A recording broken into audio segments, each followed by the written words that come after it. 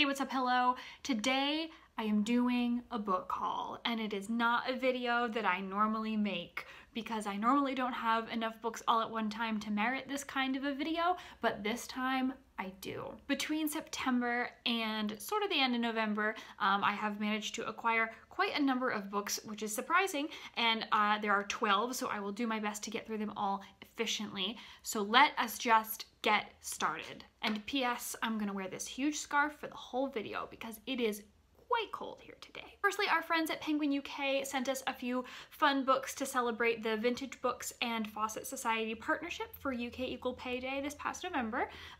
We had already received Kristen Godsey's book, Why Women Have Better Sex Under Socialism, and we just did a dual review on it if you want to check it out. But I was excited to take a look at the two other books that they sent along. So firstly, Career Girls by Miss T. McGill, which is, I think, a really cute way to write that name.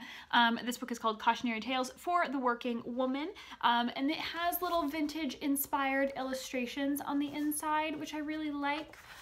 They remind me a lot of the illustrations that are in the original Trixie Belden books, but obviously updated for the modern age.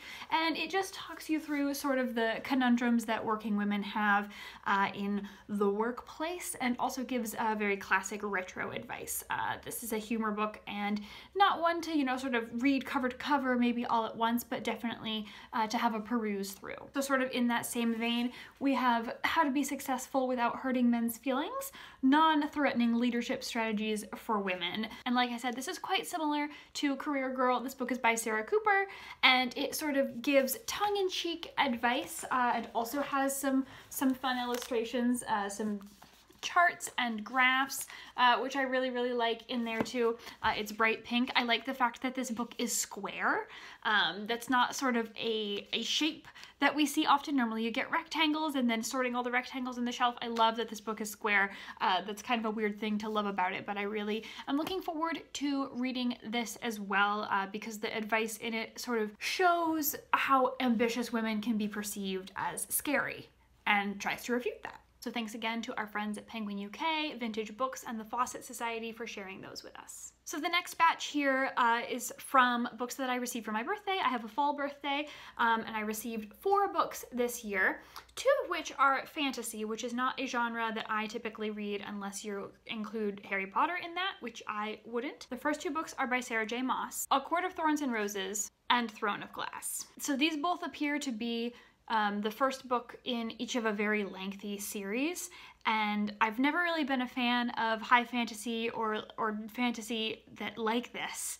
I've never been super keen on it, but our friend Roxy, who's made an appearance on this channel in the very far past, is sort of an expert, and she recommended that if I were to make a start into that genre, these would be a good place to do so. I know Sarah J Maas has kind of quite a big following, so if you have a suggestion, if you've read either of these series, if you have a suggestion about which one of them I should read first, definitely leave that down in the comments. I would love to know what y'all think. So next is a book called Lillian Boxfish Takes a Walk by Kathleen Rooney, and I love the paint, the art on this cover. Rebecca sent this to me for my birthday, and I don't want to say too much about it because we are going to be talking about it in the near future on this channel, but this is a book about an elderly woman in the 1980s in New York City who takes a walk one evening and sort of just walks around the city discovering what's changed and what hasn't.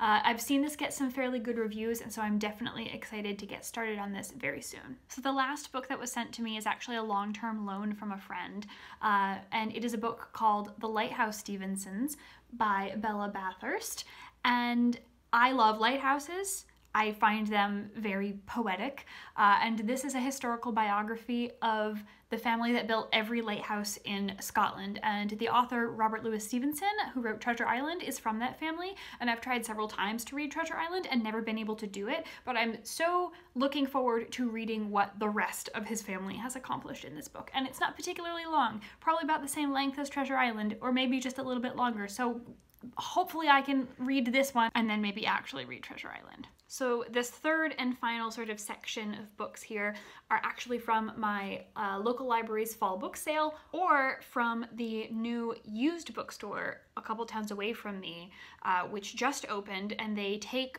all used books by donation and then resell them, and then all of the money made from that sales process goes back into funding the public library in that small town, which I think is just such an inspiring way to run a used bookstore. I am 100% here for it. It's great. I've been there a couple different times now, and I'm hoping that we're gonna get on a first name basis with those people. So earlier this year, my grandmother gave me one of Peter Mail's books in the Provence series, and after many, many months, I'm talking like 8 months to finish this 250-page book, I finally got around to picking up the first one, which is called A Year in Provence. This is about an Englishman and his wife who move to a small rural village in Provence in France, and this chronicles the first year of their life there. The second book was just anecdotal short stories, and this I think is going to be a little bit more of a narrative taking you from January to December in their first year in Provence, which I think I'm going to enjoy a little bit more than I did the second, but I'm really interested to read these. These are travel writing, and they're just sort of cute and warm and make you want to go to the south of France, and I'm looking forward to reading this too. So for $1, I bought a biography of Ruth St Denis called Divine Dancer by Suzanne Shelton. As some of you know, I used to dance, and I used to also work in dance, and Ruth St Denis is one of the foremost and divisive dancers and performing artists of the early 1900s.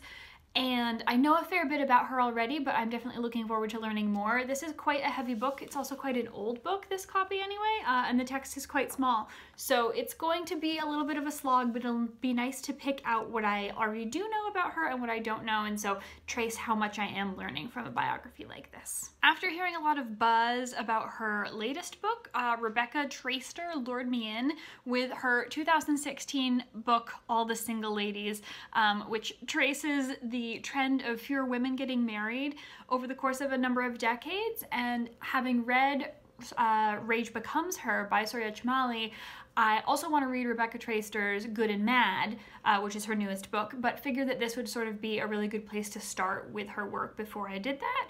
And I've noticed that her books sort of have this red and gray and white theme on the front, which I can't say that I love, but I am hoping the writing outdoes the cover choices. And because I work at the confluence of arts and social science, this next book, when I found it, I was very, very interested. This is the revised edition of The Rise of the Creative Class by Richard Florida.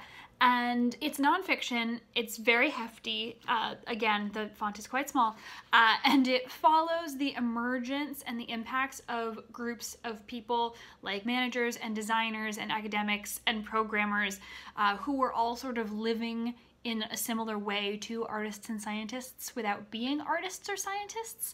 And I'm really interested to read this because of the research element that's involved here, and also to figure out how this section of society, which I would definitely identify with, shapes a greater culture. Like I said, it is quite a big book, so it'll be a little bit to work through, but hopefully that'll be a nice year-long goal for 2019. Next is The Immortalists by Chloe Benjamin, which has one of those like felty feeling covers which you get your fingerprints all over, and while they feel nice, I really hate seeing my books have fingerprints on the front, so that's going to irritate me about this just straight off. I definitely picked this up because it has a very nighttime autumnal look, and you can sort of see those little silver stars that glisten on it, so it's obviously very pretty. This book follows the lives of these 4 children who go to see a traveling psychic in New York City in the late 1960s, and how the information that she gives them shapes the rest of their lives, and so you get to follow how their lives have changed based on what they learned from her and the choices that they've made. And I feel like because the words dazzling and sweeping were both used on the inside flap description, that this is going to be like a nice engaging book for the winter time, despite its autumn type cover. And so here we are at the very end. Lastly, for $2, I bought Meg Wolitzer's The Female Persuasion, and I could not get this sticker off the front without tearing the cover, so it's just going to remain. This might be a surprise that I picked this up, because not only did I not enjoy the only Meg Wolitzer book that I have ever read, but I've also been meaning to read The Interestings all year. I have it, I own it, and just have not done it. I have put it aside for other books instead. And based off of that, Why would I be interested in this one? Well, I'll tell you why, and it is because I am hoping that the bright colors on my shelves will entice me into reading her work. I am really interested in the plot of this book, but hopefully with that on my shelf, somehow I'll be inspired, although all evidence does seem to point to the contrary. I have seen positive reviews of this, so we will see. So that was a lot. Thank you for sticking through it with me all the way to the very end. If you have read any of these books, please do let me know your thoughts down in the comments. If you have read either of those Sarah J Maas books, let me know which one you think that I should start with. As always, everything you'd like to know about us is in the description. I hope you're having lovely weeks and lovely lives, and we will see you very soon.